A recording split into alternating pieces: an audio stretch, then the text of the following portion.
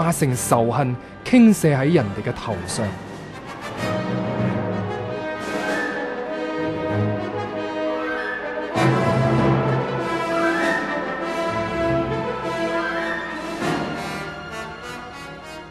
不過天道始終係天道，神州始終係神州。你聽下，仿佛嚟自遙遠嘅從前，又仿佛係明日嘅夢想。嗰個和平博愛嘅福音真係嚟到啦！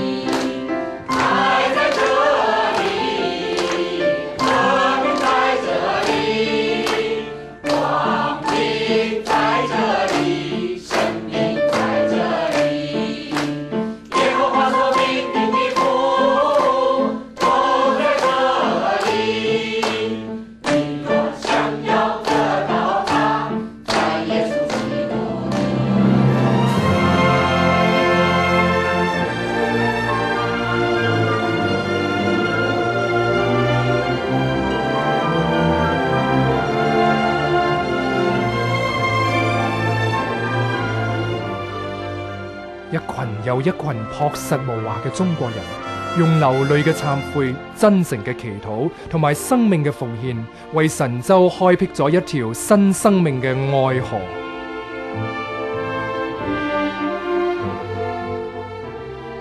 50年前，中國只有100幾萬基督徒，而家已經有幾千萬。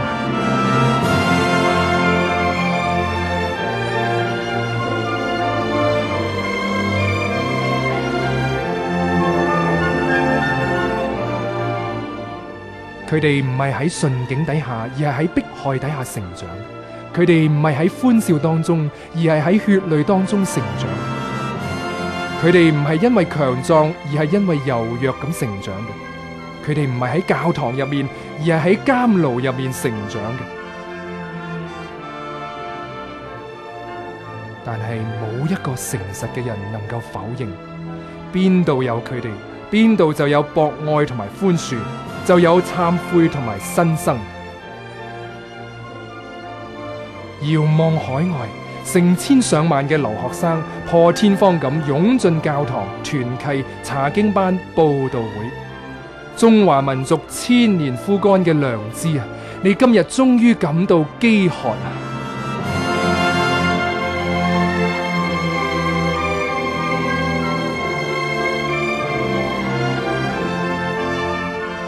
神州祖先嘅敬虔，老子、孔子、墨子嘅期盼，徐光啟、孫中山未曾實現嘅夢想，仲有20世紀末中國嘅年青人讓世界充滿愛嘅渴望，都係喺呢度揾到答案。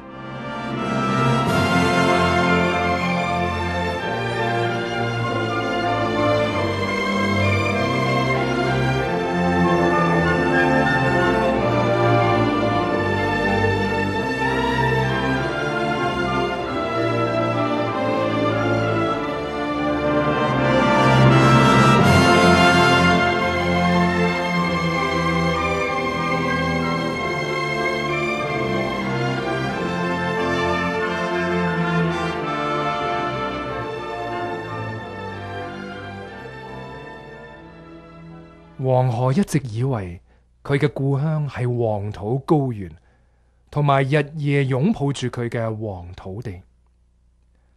後嚟佢發現自己嘅故鄉係大海。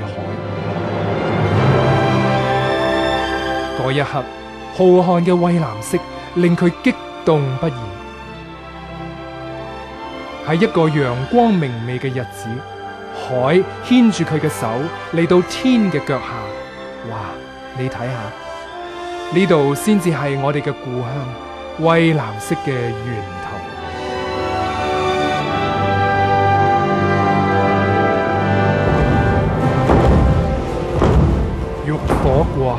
必定係洗禮嘅聖火。21世紀嘅東方一定有一隻凌空翱翔嘅火鳳凰，熊熊嘅火焰已經燒起嚟。鳳凰啊，你翩翩起舞啦，你放聲歌唱啦。係嘅，火鳳凰，你美麗嘅羽毛將會被燒光，你嘅皮肉同埋筋骨亦都要化為灰燼。但係你翩翩起舞啦，你放聲歌唱。呢個唔係你騰飛嘅日子，呢個係燒你、煉你、葬你嘅日子。呢個係你劇痛、你慘叫、你死亡嘅日子。但係你翩翩起舞啦，你放聲歌唱啦。